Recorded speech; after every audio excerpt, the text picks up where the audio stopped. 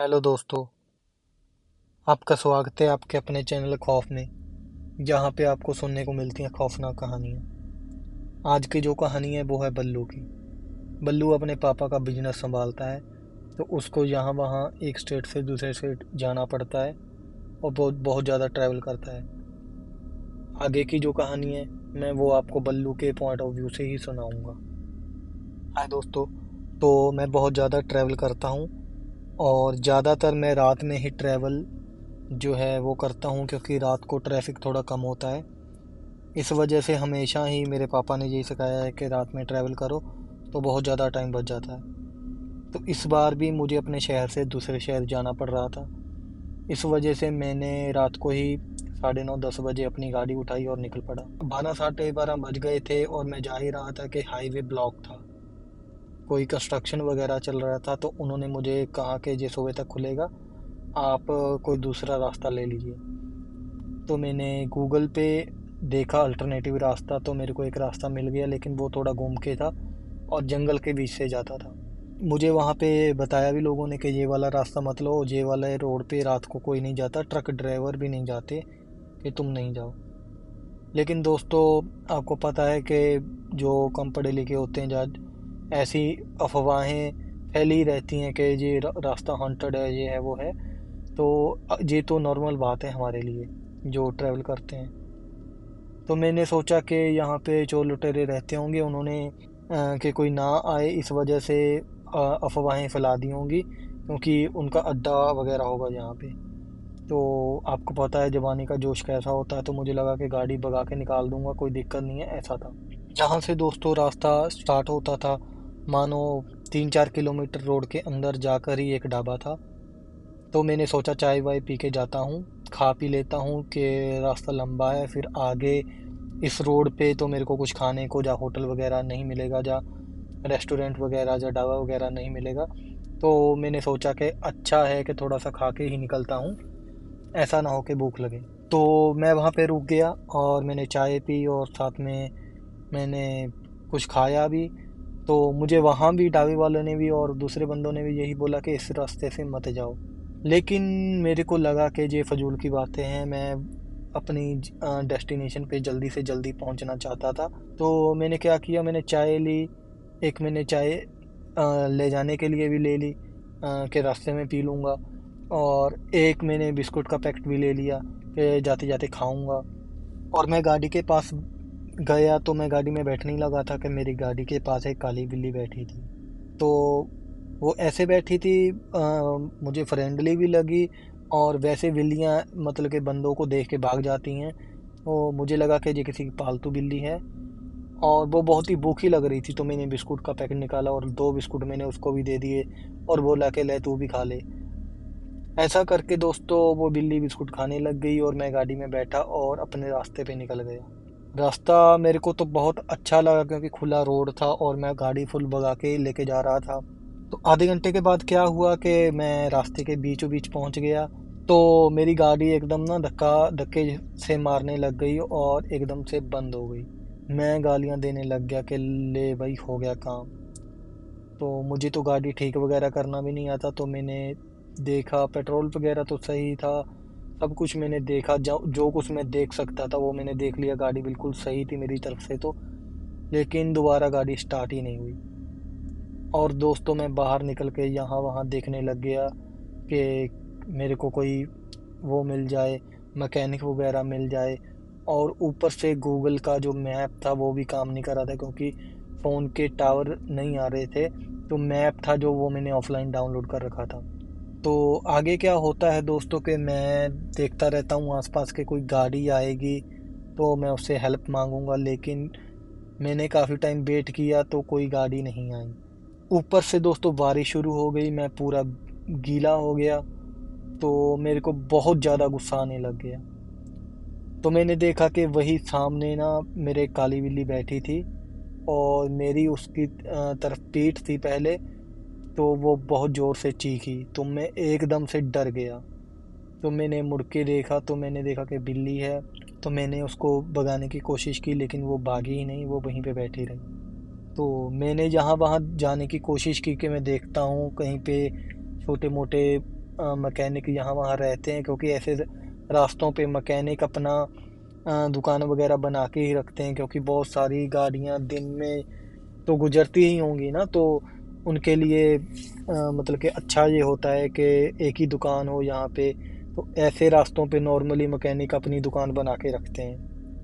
मैं थोड़ी आगे गया, थोड़ा मैं जंगल की तरफ गया, तो मेरे को दोस्तों वहाँ पे एक लड़की दिखी।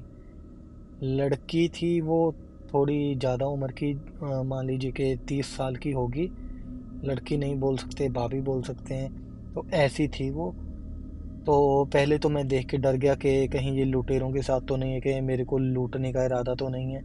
तो लेकिन मैंने अपने चेहरे पे मतलब कि एक भी ऐसा हाव भाव नहीं दिया कि ये डर गया है, क्योंकि सामने वाले बंदे को भी ऐसा लगना चाहिए कि इसके पास कोई वेपन है या ये डर नहीं रहा है, तभी हम सुरक्षित रहते हैं। तो मैंने उससे पूछ लिया कि एक्सक्यूज़ मी, मेरे को आप प्लीज़ बता सकते हैं कि यहाँ पे कोई मैकेनिक वैकेनिक मिलेगा या नहीं। तो उसने घूमा, और वो बहुत ज़्यादा सुंदर थी। उसने मेरे को बोला कि आप इतनी रास्ते में इतनी रात को इस रास्ते में क्या कर रहे हो, कि आप खो गए हो क्या, ऐसा। और वो हंसने लग गई। तो मैंने बोला कि हाँ, मेरी गाड़ी ख़राब हो गई है और मेरे को एक मैकेनिक की ज़रूरत है, अगर तुम मेरी हेल्प कर सकती हो तो मेरे को बता दो, कि मैं पैसा भी दे दूँगा। तो उसने मेरे को बोला कि उसी तरफ जहाँ पे तुम्हारी गाड़ी खड़ी है, वहीं पे तो एक सड़क है, वहाँ पे एक मैकेनिक है। तो मैं बोला कि ओके ठीक है, और मैं वापस मुड़ गया। दोस्तों, मैं वापस मुड़ के आया और वो लड़की भी मेरे पीछे पीछे ही आ गई। जब मैं आया तो वो मेरी गाड़ी के पास ही आके खड़ी हो गई और मेरे को बोली, ये देखो रास्ता। और दोस्तों, आप हैरान मानिए कि मैंने पहले वहाँ पे बहुत टाइम से मैं वहीं पे खड़ा था, तो मैं देख ही रहा था। और वहाँ पे पहले कोई सड़क नहीं थी, मुझे लगता है। तो उसने मेरे को दिखाया कि ये रही सड़क, तो मेरे को सड़क देखी मैंने। पहले तो मेरा दिमाग ही घूम गया कि ये क्या हो गया। फिर मैंने सोचा कि चलो भाई, अंधेरा है, मेरे को नहीं पता चला होगा।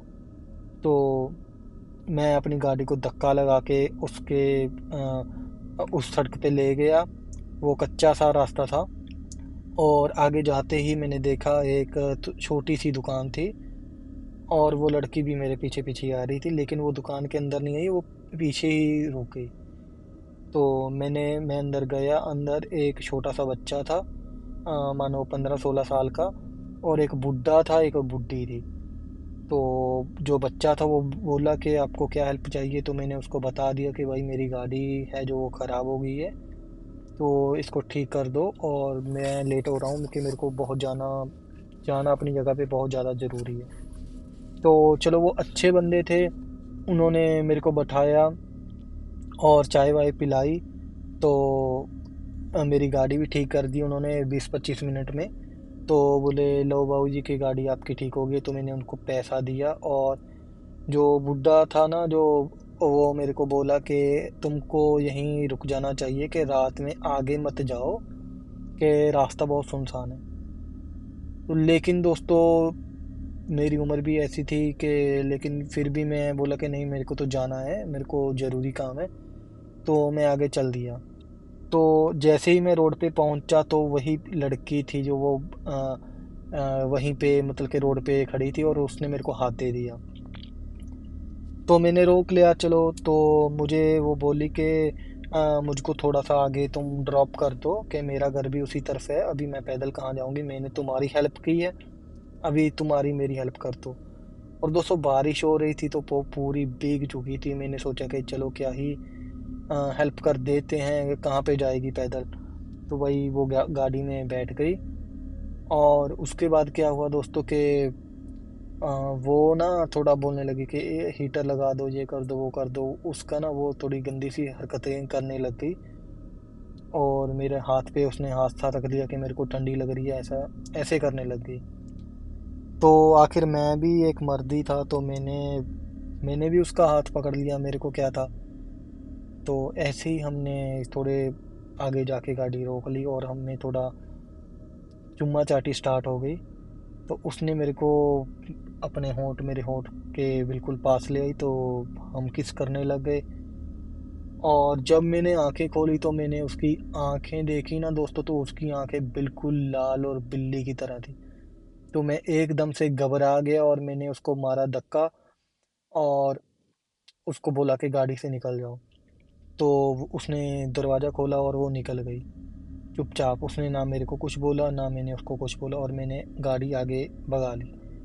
तो मैं डर गया था दोस्तों, तो मैं आगे जाके सोचा कि चलो अब अभी उससे पीछा छूटा, और मैं अपने रास्ते पे चल गया। 15-20 मिनट गाड़ी मैंने फुल भगाई, तो मैंने आगे देखा कि आगे एक बंदा खड़ा हुआ है सड़क पे, और साइड पे गाड़ी लगी हुई है कि उसकी गाड़ी भी ख़राब हो गई है। तो पहले तो मैंने सोचा कि जाने दो, फिर मैंने देखा कि उसके साथ एक छोटा बच्चा है और एक उसकी बीवी है। तो मैंने सोचा कि जो मेरे साथ हुआ है इनके साथ भी ऐसा ही होगा, कि परेशान है।